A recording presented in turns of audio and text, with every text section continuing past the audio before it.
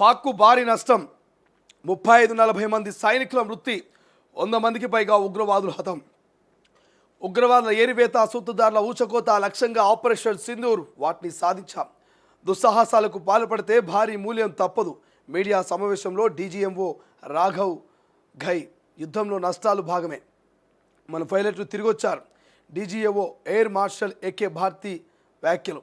ఇక పాక్ విమానాలు కొన్ని ఖచ్చితంగా కూలాయని స్పష్టీకరణ. కరాచీ సహా భూమి మీద సముద్రంలో ఎంపిక చేసిన లక్ష్యాలపై దాడికి అరేబియా సముద్రంలో యుద్ధ నౌకలు. పాక్ నేవీ అర్బర్కే పరిమితమైంది. Vice admiral Pramod. అలా ఎలా విరమిస్తారు? కాల్పుల విరమణకు ఒప్పుకోవడంపై పలువురు వ్యతిరేకత. యుద్ధంలో పైచేయి మనదే అయినా విరమణ ఏంటని ధ్వజం.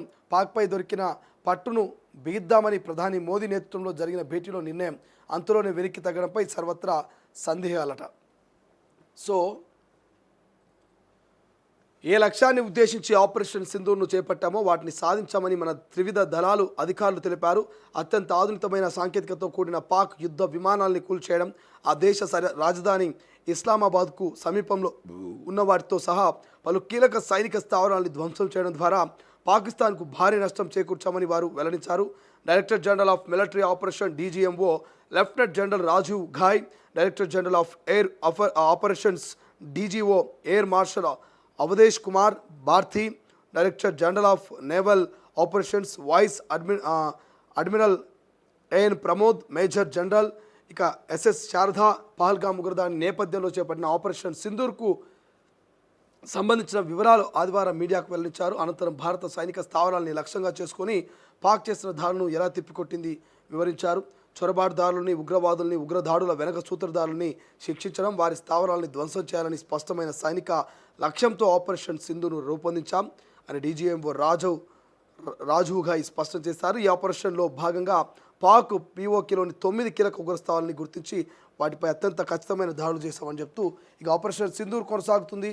మాకు అప్పగించిన బాధ్యతని ఖచ్చితత్వంతో నిర్వహిస్తామంటూ భారత వైమానిక దళం చెప్తా ఉంటే, మధ్యవర్తిత్వం చేస్తా అంటూ ట్రంప్, కాశ్మీర్ విషయంలో ఎవరి జోక్యం అక్కర్లేదు, పీఓకేని అప్పగించడం పైన మాట్లాడతామంటూ భారత్, ట్రంప్ ఆఫర్ను స్వాగతించిన పాకిస్తాన్. సో ఇక్కడ ఉన్నత స్థాయి సమావేశంలో ప్రధాని మోదీకి ఇక పీఓకేని తిరిగి ఇవ్వాల్సిందే, ఉగ్రవాదిని భారత్కు అప్పగించాలి, ఇవి జరిగితేనే పాకిస్తాన్తో చర్చలు, మాపై దాడి జరిగితే తీవ్రంగా స్పందిస్తాం, మాకు ఎలాంటి మధ్యవర్తిత్వం అక్కర్లేదు. అమెరికా ఉపాధ్యక్షుడు వాన్స్కు మోదీ స్పష్టం. ఇక సిఎన్ఎన్ ఇండియా టుడే కథనాలు, ఇంటెలిజెన్స్ హెచ్చరికలతోనే మోదీకి వాన్స్ ఫోన్.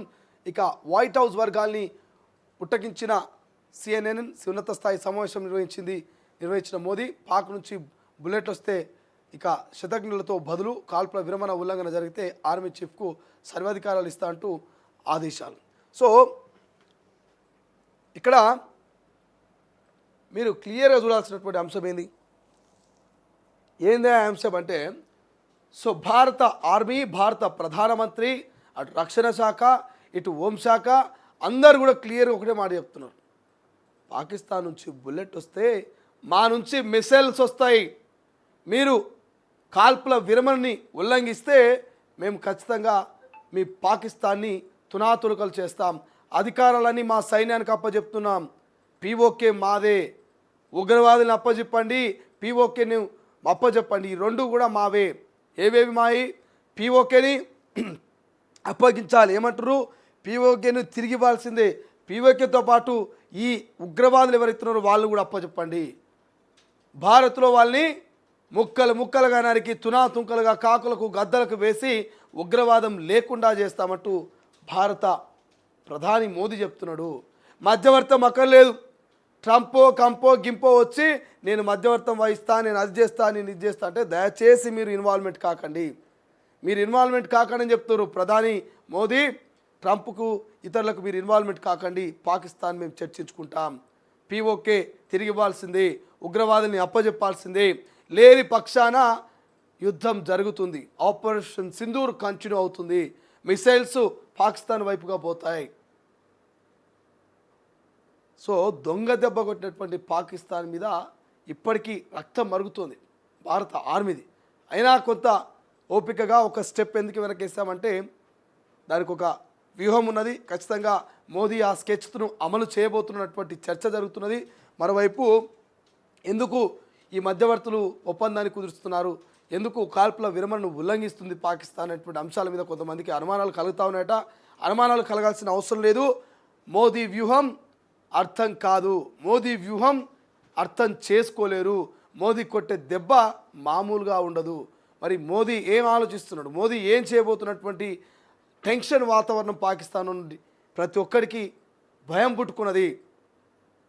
కాల్పుల విరమణని ఉల్లంఘించిన మా పాకిస్తాన్ని మరి మోదీ ఆర్మీ ఏం చేయబోతుందని భయంతో ఉన్నారట. సో అటువంటి మోదీ ఏం చేయబోతున్నాడో మనం చూడాల్సిన అవసరం ఉంది. ఏం చేసినా దేశం ప్రజలు భవిష్యత్తు కోసమే మోదీ ఆర్మీ చేయబోతుంది. కాబట్టి ఏం జరిగినా ఏం చేసినా మోదీ వెనక మనం ఉండాలి, ఆర్మీ వెనక మనం ఉండాలి. దేశ భద్రతకు ప్రతి ఒక్కరూ నడుం బిగించాల్సి అవసరం వచ్చింది. అవసరమైతే ప్రాణాలు ఇవ్వాల్సిన బాధ్యత ప్రతి ఒక్క యువకుడి మీద ఉన్నది. కాబట్టి చూద్దాం ఏం జరుగుతుంది. వాళ్ళ చర్చలు జరుగుతున్నాయట భారత్ పాక్ మధ్య.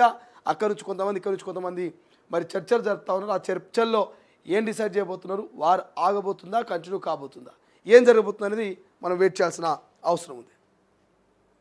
ఏం లేదు, మల్లారెడ్డి వచ్చాడు.